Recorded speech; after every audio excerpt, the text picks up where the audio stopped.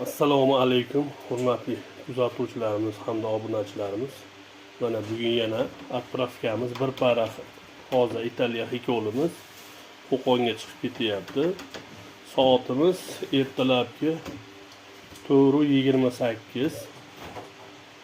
Salqinda chiqarsak albatta yaxshi. Bu yo'llarda Qo'qonlik ukamizga, obunachilarimizga sotildi. Allohim barakotli qilsin, ilohim yaxshi kunlarga boqsin. Mana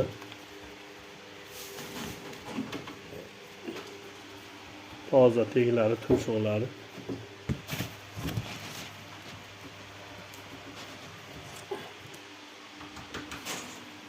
Xudo xohlasa eson-omon yetib olsin. Allohim barakotli qilsin.